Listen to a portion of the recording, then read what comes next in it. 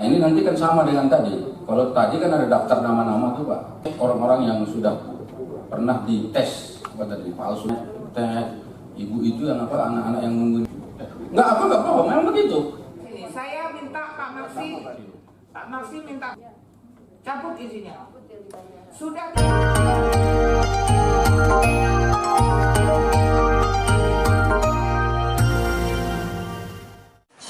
Saya Ansari Siregar, Wakil Ketua Komisi 9 DPR RI.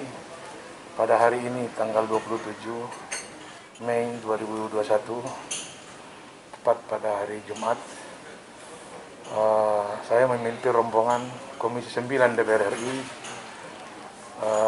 kunjungan spesifik ke Sumatera Utara.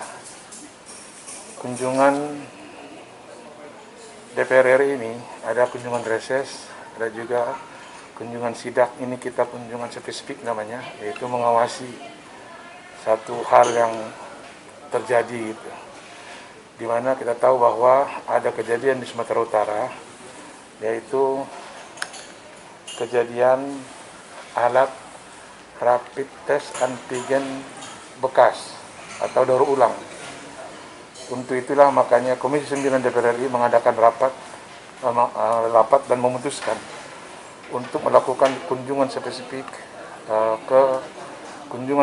alat rapid test antigen bekas ini atau daur ulang ini ke Sumatera Utara dengan memanggil beberapa instansi-instansi di Sumatera Utara, ada Kadis Kesehatan Provinsi, Otoritas Bandara juga, begitu juga dari lab dari Kimia Farma, banyak lagi yang lain-lainnya dari Polres gitu ya, dari Polres.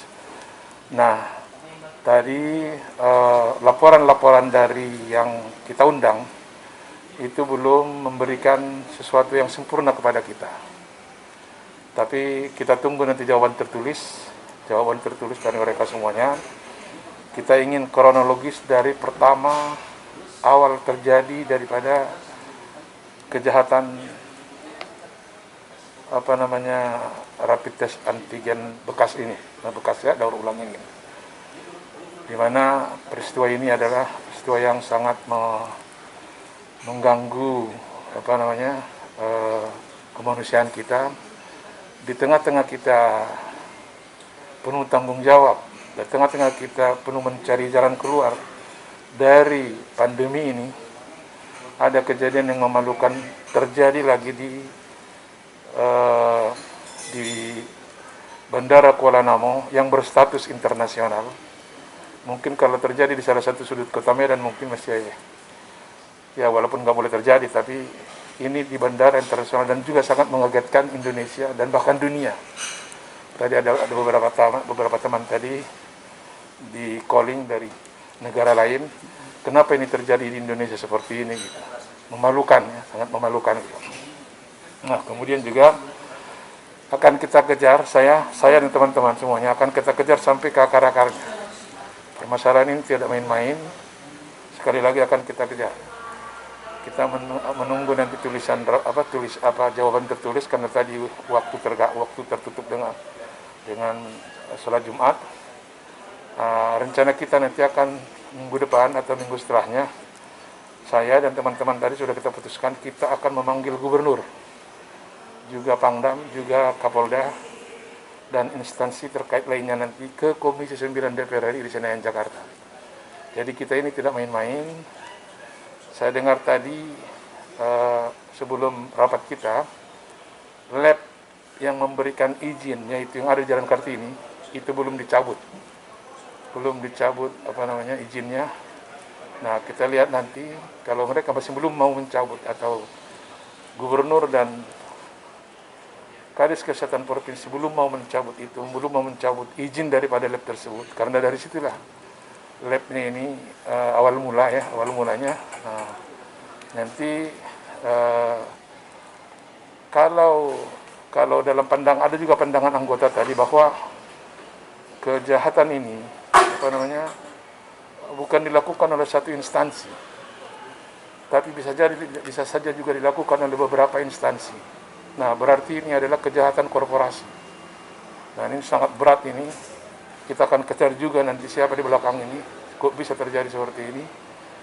Ya ini masih, pokoknya kasus ini bagi kami masih sedang ya, masih sedang. Akan kita lanjutkan nanti mungkin setelah bertemu dengan Gubernur, Pangdam maupun juga Kapolda. Ya kita ini ya, apalagi kalau waktu bagaimana kita takut keluar rumah, begitu keluar rumah, masuk rumah harus mandi, baju semuanya kalau perlu jangan masuk rumah, apa semuanya. Ada orang yang seperti ini kan. Nah ini kan juga gini, sekarang ini ada satu peraturan bahwa kalau di Jakarta itu rapid antigen 2 hari cukup boleh. Tapi khusus dari Sumatera, termasuk Medan, tidak harus 1 hari gitu.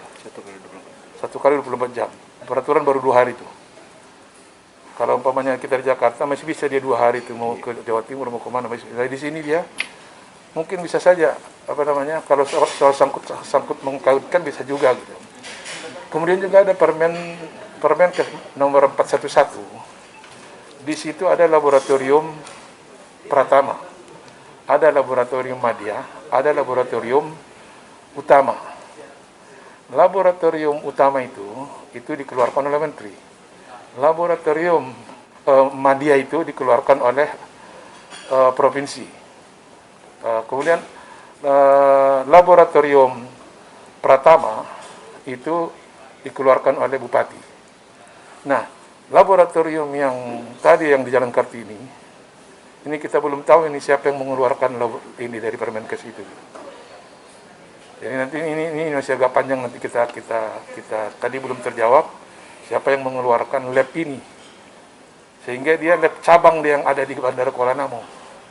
Cabang daripada Jalan Kartini itu.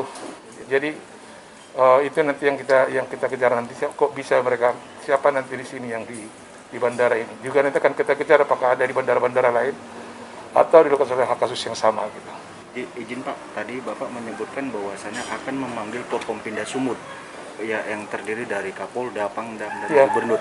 Nah itu terkaitan persoalan apa Pak? Bisa dijelaskan lebih rinci Pak? Iya, terkait dengan permasalahan ini.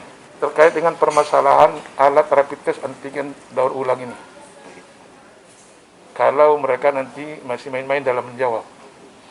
Ini kan nanti kita menunggu jawaban nih. Setelah kita ketemukan, ini mereka akan menjawab tertulis kepada kita. Berarti tadi kronologis dari A sampai semuanya siapa yang dirinya gitu. Berarti tadi memang tadi disebutkan ada yang dipecat, ada yang di ini, apa yang. Iya. Tapi apakah semua yang terlibat di situ sudah kena sanksi belum gitu? Atau bagaimana gitu? Karena ini kita sebutkan tadi, ini adalah korporasi kejahatan. Jadi gini, hukuman itu biasanya sesuai dengan kesalahan. Hukuman itu biasanya ada sedang, ada ringan, ada berat. Ya kan?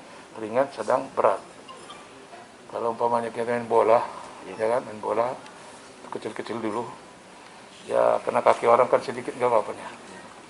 Terus begitu kasih orang kaki dikit, kemudian dikasih merah kan berontak dia kan, paling prit main lagi kan gitu kan, ya kan. Nah ini kalau seumpamanya ini kasus ini berat, dan kalau kasus berat dikasih hukuman ringan, ini akan kita pantau. Dan ini harus melibatkan pimpinan provinsi lah, gitu. Semuanya. Izin Pak, berarti terkait dalam kasus daur ulang ini bukan hanya satu pihak saja yang sedang kita dalami. Itu. Berarti kasus ini termasuk konspirasi atau berjamaah ya Pak? Ya makanya tadi ada satu anggota tadi dari RRI yang menyebutkan bahwa ini adalah kejahatan korporasi ya Pak. Dan ini pastinya nanti dari Komisi 9 sendiri akan mengusut tuntas Pak. Akan mengusut tuntas. Sampai akar-akarnya Pak ya. Saya yang akan mengusut sampai ke akar-akar.